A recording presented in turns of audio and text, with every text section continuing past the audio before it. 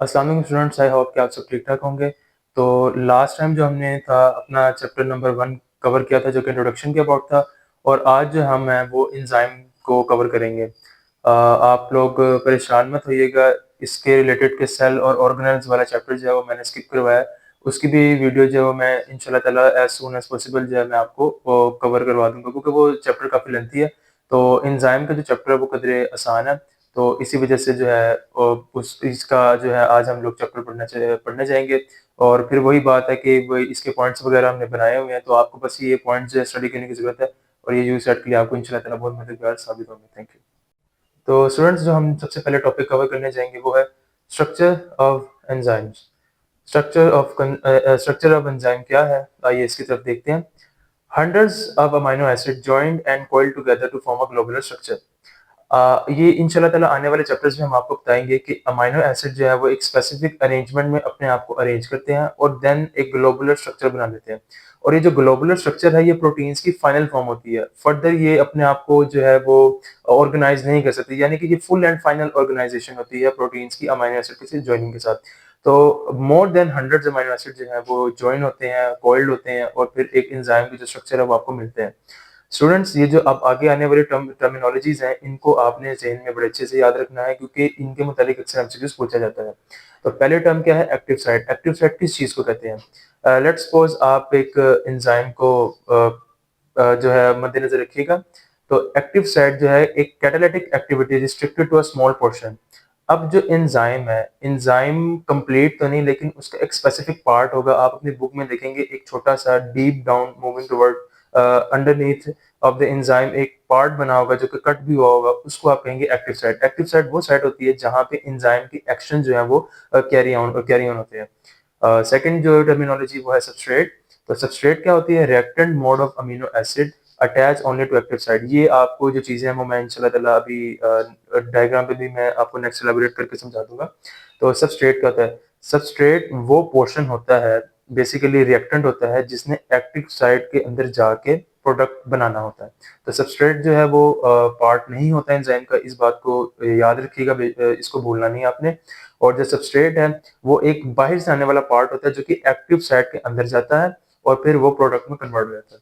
तो थर्डली जो है वो है कोफैक्टर। कोफैक्टर क्या होता है? कुछ एंजाइम्स हैं और एंजाइम्स के एक स्पेसिफिक एरिया होता है, वो कोई भी एरिया हो सकता है जहाँ पे एक प्रोटीन पार्ट होता है एंजाइम का। अब ये प्रोटीन पार्ट जो है ये नॉन स्पेसिफिक होता है। नॉन स्पेसिफिक से मुराद नॉन प्रोटीनियस इन नेचर। ये प्रोटीन से नहीं बना होता और लेकिन इसका फायदा ये होता है कि ये जैसे ही कोई भी सबस्ट्रेट जो है वो एक्टिव साइट में अटैच होता है तो ये आपके एंजाइम्स को रिएक्शंस जो है प्रोसीड करने में और उनको एनर्जी प्रोवाइड करने में बड़ा मददगार साबित होता है, तो इसको आप कोफैक्टर कहते हैं। इसी तरह एक्टिवेटर्स क्या होते हैं?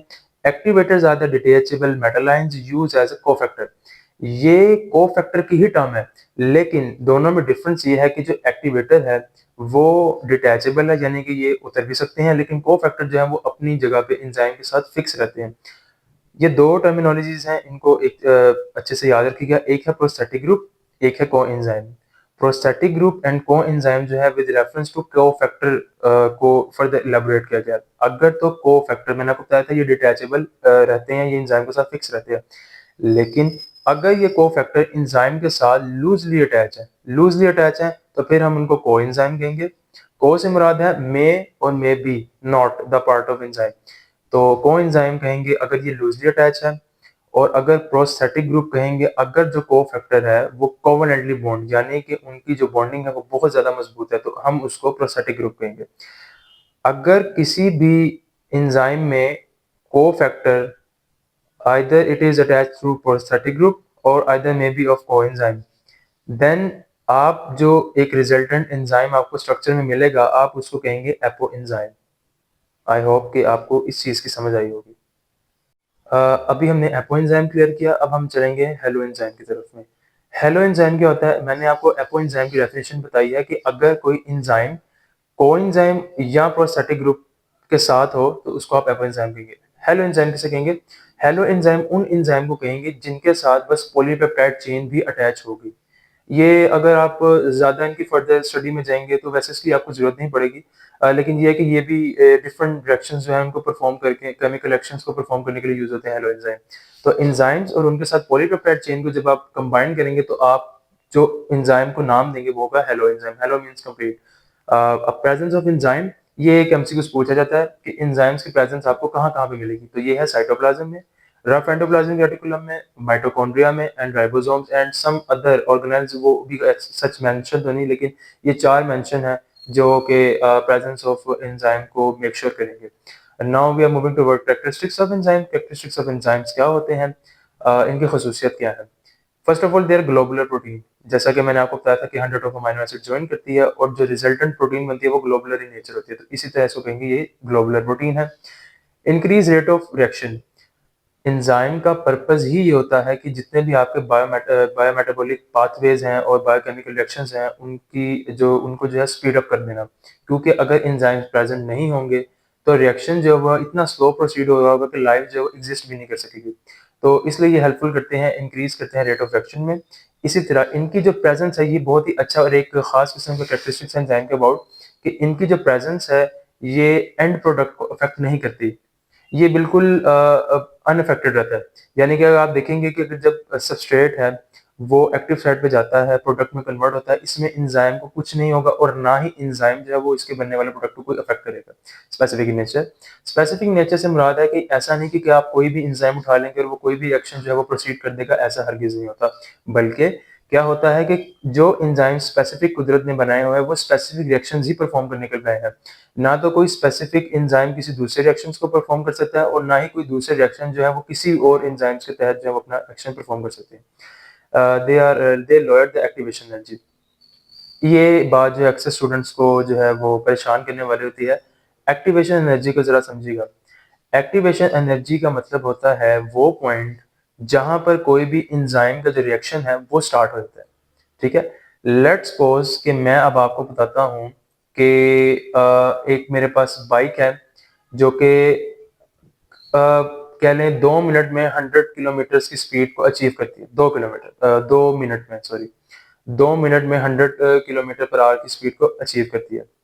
अगर मैं उसके अंदर कोई स्पेसिफिक एंजाइम्स ऐड कर दूँ, तो वो उसके अंदर कुछ ऐसी चेंजेस लेके आएँगे कि जहाँ पे मेरी बाइक 2 मिनट के अंदर 100 किलोमीटर पर आवर की स्पीड को अचीव कर रही थी, वहीं पे with the help of enzymes मेरी बाइक जो है, वो अब 1 मिनट के अंदर 100 किलोमीटर्स पर आवर को अचीव करेगी। यानी कि ये क्या कर देते हैं कि जितना पॉसिबल हो सके ये एक्टिवेशन एनर्जी को लोअर कर देते हैं। यानी कि उनको जो स्टार्ट होने वाला जो रिएक्शन है, जहाँ पे उसने इतनी पीक पे जाके करना होता है, वहीं पे वो लो कर देते हैं। तो इसको कहते हैं lower the activation energy. Lock and की मॉडल का लास्ट टाइम जो था, लॉक एंड की मॉडल और इंड्यूस फिट मॉडल, इन दोनों में से एक एमसीक्यू जो था यूसेट में लास्ट टाइम पूछा गया था, रिसेंटली जो टेस्ट हुआ था 11th आई थिंक अगस्त को हुआ था। तो ईमेल फिशर ने 1890 में इंट्रोड्यूस किया था। लॉक एंड की मॉडल का जो पर्सपेक्टिव था according to enzyme introduce by Emil Fischer, उनके अकॉर्डिंगली सबस्ट्रेट जो था एक फिट हो जाता है एंजाइम के साथ, जस्ट लाइक अ की moving towards into the lock. तो लेकिन इसको बताने का मकसद ये था कि यहाँ पर इन्होंने इस बात को इंट्रोड्यूस किया था कि एक्टिव साइट जो है वो चेंज नहीं रहती, वो रिजिड रहती है और किसी किस्म की कोई मॉडिफिकेशन नहीं होती। बस एक सबस्ट्रेट आता है, एज इट इज जैसी उसकी शेप होती है वो एज इट इज जाके एक्टिव साइट में अटैच हो जाता है और जो है वो अपना रिएक्शन प्रोसीड करता है। हाउएवर इन 1959 कोचलैंड ने इंड्यूस फिट मॉडल को इंट्रोड्यूस किया और according to his model active side जो है वो लिटिल बिट चेंज होता है। यानी कि एक्टिव साइड मैंने आपको बताया था एक डीप डाउन एक एरिया है जो कि एक्शन जहाँ पे रिएक्शन प्रोसीड होते हैं। तो कोचलैंड ने ये बताया था कि जो एक्टिव साइड है, जैसे ही सबस्ट्रेट उसके अंदर अटैच होता है तो वो थोड़े बहुत चेंज होते हैं। एक्टिव साइड की पोजीशन जो है या फॉर्मेशन जो बनी थी वो थोड़ी सी चेंज होती है। क्यों चेंज होती है? ताकि टू गेट सबस्ट्रेट फिट, ताकि सबस्ट्रेट जो है वो उनको अच्छे तरीके से फिटनेस मिल सके, वो अच्छे किस्म से अच्छे तरीके से अटैच हो सके। जस्ट लाइक देख लीजिए, ये एक्टिव साइट है और ये किसी किस्म का कोई भी सबस्ट्रेट है मेरा। अगर ये देखिए अब ये सबस्ट्रेट जो है ये अटैच हो रहा है तो सब एक्टिव साइट जो है वो थोड़ी सी चेंज हो जाएगी ताकि ये इसको फिर्मली जो है वो पकड़ सके। Now students we are moving towards factors that affecting the rate of enzyme action, कि कौन से फैक्टर्स ऐसे हैं जो कि एंजाइम की एक्टिविटी को अफेक्ट करते हैं। इसमें नंबर 1 आता है एंजाइम कंसंट्रेशन, यानी कि एंजाइम्स की अमाउंट। आप देखेंगे कि जितने भी फैक्टर्स हैं वो सारे डायरेक्टली प्रोपोर्शनल है। लेकिन प्लीज़ इस चीज़ को मेक श्योर कीजिएगा ये अप टू सर्टेन लिमिट्स हैं, इनके एक्सेप्शंस हैं। वो क्या चीज़ें हैं वो मैं अब आपको समझा देता हूँ। एंजाइम कंसंट्रेशन, जैसे-जैसे आप एंजाइम कंसंट्रेशन को इंक्रीज़ करते जाएँगे, ज़ाहिर है आपको एक्टिव साइट की जो प्रोवाइडेंस है वो ज़्यादा मिलती जाएगी। अब जैसे-जैसे एक्टिव साइट इंक्रीज़ होते जाएँगे, तो सबस्ट्रेट को ज़्यादा से ज़्यादा मौका मिलता जाएगा कि वो रिएक्शंस को प्रोसीड करते जाएँ। जहाँ पे पहले उनको एक एक्टिव साइट के लिए जगह चाहिए होती थी, एक एंजाइम के लिए वेट करना पड़ता था कि ये प्रोसीड करेगा तो फिर हम आगे जाके अटैच होंगे। लेकिन वहाँ पे जैसे ही एंजाइम कंसंट्रेशन इंक्रीज़ हो जाएगी, एंजाइम एक्टिविटी भी इंक्रीज़ हो जाएगी, यानी कि वहाँ पे रिएक्शन का प्रोसेस जो है वो इंक्रीज़ हो जाएगा क्योंकि एक्टिव साइट जो है वो इंक्रीज़ हो जाएगी, एक्टिव साइट बढ़ते चले जाएँगे और सबस्ट्रेट को ज़्यादा से ज़्यादा जुड़ने का चांसेस मिल जाएगा उनके साथ और आपकी जो एंजाइम एक्टिविटी है वो इंक्रीज़ होती जाएगी। लेकिन अगर आप एंजाइम की कंसंट्रेशन को बहुत ज़्यादा इंक्रीज़ कर देते हैं, तो इसका एक ड्रॉबैक तो ख़ैर नहीं है लेकिन चलें इसको कंसिडर कर लेते हैं एक ड्रॉबैक, तो वो ये होगा कि आप देखें आपने 1000 टाइम्स एक एंजाइम की कंसंट्रेशन इंक्रीज़ कर दिया है। आप देखते हैं आपके पास तो सबस्ट्रेट ही हंड्रेड्स पड़े हैं, 100 ऑफ सबस्ट्रेट पड़े हैं। तो लेकिन ये रिएक्शन फिर स्टॉप कर जाएगा, क्यों? क्योंकि सबस्ट्रेट की जो अमाउंट है वो खत्म हो गई है। ऑलराइट? तो सबस्ट्रेट कंसंट्रेशन देखें, सबस्ट्रेट कंसंट्रेशन का भी डायरेक्ट रिलेशन है एंजाइम एक्टिविटी में। जैसे-जैसे सबस्ट्रेट को आप इंक्रीज़ करते जाएँगे, वैसे-वैसे एंजाइम एक्टिविटी भी इंक्रीज़ करती जाएगी। क्यों? क्योंकि यहाँ पे अब केस ये होगा कि सबस्ट्रेट ज़्यादा से ज़्यादा होंगे तो वो ज़्यादा से ज़्यादा एक्टिव साइट की जो स्पेस है उसको एक्वायर कर सकेंगे, जिसकी मदद से एंजाइम का जो एक्शन है वो ज़्यादा से ज़्यादा प्रोसीड हो सकेगा। लेकिन फिर वही बात, अगर एंजाइम ही आपके पास 100 की अमाउंट में पड़े हैं और सबस्ट्रेट आप थाउज़ेंड्स की अमाउंट में कर दें तो फिर आप नहीं देखेंगे कि रिएक्शन जो है वो एक टाइम पे आके स्टॉप हो जाएगा क्योंकि there is no more enzyme present at that moment. So finally last हमारा जो फैक्टर है वो है टेम्परेचर।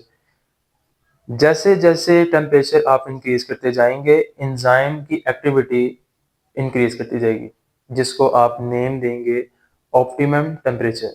ऑप्टिमम टेम्परेचर स्टूडेंट वो टेम्परेचर है जहाँ पे एंजाइम अपनी मैक्सिमम एक्टिविटी शो करता है, अपनी मैक्सिमम जो है वो पोटेंशियल जो है वो दिखाता है। लेकिन फिर एक वही बात आ गई कि एंजाइम जो है विद रिस्पेक्ट टू टेम्परेचर, अगर आप टेम्परेचर को ग्रेटर कर दें उसकी ऑप्टिमम टेम्परेचर से, तो एक टाइम आएगा जब एंजाइम काम करना छोड़ देंगे। उसकी वजह ये होगी कि एंजाइम जो है वो डीनेचर हो जाएँगे। एंजाइम डीनेचर हो जाएँगे तो इसी वजह से आप देखेंगे ये जो तीनों फैक्टर्स हैं ये अफेक्ट तो करते हैं लेकिन विदिन इट्स लिमिट। तो स्टूडेंट्स हमारा जो लास्ट टॉपिक है वो है अबाउट इनहिबिटर्स। इनहिबिटर्स क्या कहते हैं? इनहिबिटर्स का मतलब, इनहिबिट का मतलब ही ये होता है रोकना। तो कुछ दुश्मन होते हैं एंजाइम्स के जिनको इनहिबिटर्स का नाम दिया जाता है, बायोलॉजिकल टर्म जो यूज़ की जाएगी, तो उसको इनहिबिटर्स कहा जाता है। ये इनहिबिटर्स क्या करते हैं? ये एंजाइम के साथ रिएक्ट करते हैं और इनको ब्लॉक कर देते हैं। The blockage may be either temporarily और मे बी ऑफ परमानेंट। तो टेम्परेरीली और परमानेंट ब्लॉकेज कैसे होती है? अब वो आइए चलकर देखते हैं हमें। सबसे पहली जो इनहिबिटर की टाइप है वो है इरिवर्सिबल इनहिबिटर। इरिवर्सिबल इनहिबिटर से मुराद है कि ये दोबारा रिवर्स नहीं हो सकते। रिवर्स का मतलब क्या है? यानी कि यहाँ पे परमानेंटली ब्लॉकेज हो जाती है एक्टिव साइट की। अब चूँकि परमानेंटली ब्लॉकेज हो जाती है एक्टिव साइट की तो फिर substrate is unable to attach at the active site due to which the chemical reactions और activities can not be further proceed. तो चूँकि परमानेंटली ब्लॉक हो जाती हैं और वो परमानेंटली ब्लॉक क्यों होती हैं? क्योंकि सबस्ट्रेट जो है वो एक्टिव साइट के पास जाके जब अटैच होता है तो वो उनके साथ कोवैलेंट बॉन्ड बना देता है। तो कोवैलेंट बॉन्ड बनाने की वजह से चूँकि बॉन्ड काफ़ी स्ट्रॉन्ग होता है तो वो जो ब्लॉकेज होती है वो परमानेंट हो जाती है और एंजाइम जो है वो इस तरह अपने जो केमिकल एक्टिविटीज़ है वो परफॉर्म नहीं कर सकता। तो सेकंड टाइप जो है इनहिबिटर की वो है इरिवर्सिबल इनहिबिटर। अब इरिवर्सिबल इनहिबिटर रिवर्सिबल इनहिबिटर कौन से हैं? रिवर्सिबल इनहिबिटर वो इनहिबिटर हैं जो कि रिवर्स हो जाते हैं, यानी कि ये ब्लॉक तो करते हैं एक्टिव साइट को, लेकिन इनकी जो ब्लॉकेज है उसको आप रिलीज़ कर सकती हैं। वो इस वजह से रिलीज़ कर सकते हैं क्योंकि इनका फर्स्ट ऑफ ऑल जो बॉन्ड बना होता है एक्टिव साइट के थ्रू वो काफ़ी वीक बॉन्ड होता है, नंबर 1। और ये भी है कि दूसरा बात ये है कि अगर आप क्या सबस्ट्रेट की या फिर एंजाइम की एक्टिविटी या इनकी कंसंट्रेशन जैसे-जैसे इंक्रीज़ करते जाएँगे, तो फिर काफ़ी ज़्यादा चांसेस बन जाएँगे कि जो रिवर्सिबल इनहिबिटर एक्टिव साइट पे अटैच हुआ है, वो डिटैच हो जाए और फिर जो सॉलिड और जो जेन्युइन सबस्ट्रेट या एंजाइम है, वो जाके दोबारा अटैच हो जाए। रिवर्सिबल इनहिबिटर की आगे 2 टाइप्स हैं। एक है कॉम्पिटिटिव इनहिबिटर और दूसरा है non competitive inhibitor. Competitive inhibitor को ये नाम इसलिए दिया गया है क्योंकि इनकी स्ट्रक्चर जो होता है इनहिबिटर्स का वो ओरिजिनल सबस्ट्रेट के बहुत ज़्यादा सिमिलर होता है। इसी वजह से एक्टिव साइट जो है वो इनको मिस्टेकनली चूज़ कर लेती है कि जब एक्टिव साइट के अंदर जो है सबस्ट्रेट जैसे ही एंटर हो रहा होता है तो उनको यही लग रहा होता है कि ये सबस्ट्रेट जेन्युइन ही है, जिसकी वजह से ये इसको एक्सेप्ट कर लेते हैं। लेकिन जब वो फर्दर इनवर्ड मूव करता है तो वो देखते हैं कि ये जो है एक हमारे साथ फॉल्स रिएक्शन हो गया और इनहिबिटर जो था वो कॉम्पिटिटिव इनहिबिटर कहलाता है क्योंकि जो ओरिजिनल आप कह लें जो ओरिजिनल सबस्ट्रेट होते हैं इनकी इनके साथ सिमिलरिटी होती है, जिसकी वजह से ये फिर आसानी से एक तरह का धोखा दे सकते हैं और जो एक्टिव साइट है उसको ब्लॉक कर देते हैं। इसी तरह नॉन कॉम्पिटिटिव इनहिबिटर को इसलिए नॉन कॉम्पिटिटिव का नाम दिया गया है क्योंकि इनका जो स्ट्रक्चर है उसका कोई लेना-देना नहीं एंजाइम से, चाहे ओरिजिनल हो या फ फेक हो। यहाँ पे ये कुछ इस तरीके से एक्ट करते हैं कि ये नॉन कॉम्पिटिटिव होते हैं और ये एक्टिव साइट पे नहीं बल्कि एक्टिव साइट से कहीं और जाकर अदर देन एक्टिव साइट की जो भी एंजाइम की स्ट्रक्चर है वहाँ पे जाकर अटैच करते हैं। अब लेट्स सपोज़ मान लीजिए कि ये एक एंजाइम का शेप है। अब एक्टिव साइट होगा यहाँ पे, यहाँ पे, यहाँ पे, इनमें से कहीं भी, लेकिन इस एक्टिव साइट को छोड़ के जो है वो कहीं पे भी अटैच हो जाएगा, जिसकी वजह से क्या होगा कि ये थोड़ा-सा पुल हो जाएगा। अब आप देखेंगे कि ये जो एक्टिव साइट की जो स्पेस है वो ज़्यादा खुल गई है। अब सबस्ट्रेट ने जिसने अटैच होना था वो अब अटैच एज़ सच नहीं हो पा रहा क्योंकि एक्टिव साइट है जो है वो ज़्यादा डिफ़ॉर्म हो गई है। तो नॉन कॉम्पिटिटिव इनहिबिटर जो है वो अदर देन एक्टिव साइट जाके अटैच करता है, जिसकी वजह से डिफ़ॉर्मेशन हो जाती है और जो फिर आने वाला सबस्ट्रेट है, वो फिर आसानी से एक्टिव साइट पे अटैच नहीं हो पाता, जिसकी वजह से केमिकल रिएक्शन जो है वो प्रोसीड नहीं होता। आई होप कि आपको वीडियो अच्छी लगी होगी, तो thank you so much for your time. अगर आपको किसी भी किस्म की कोई प्रॉब्लम हो या कोई भी परेशानी हो तो आप मुझे कमेंट में बता दीजिएगा। Thank you so much.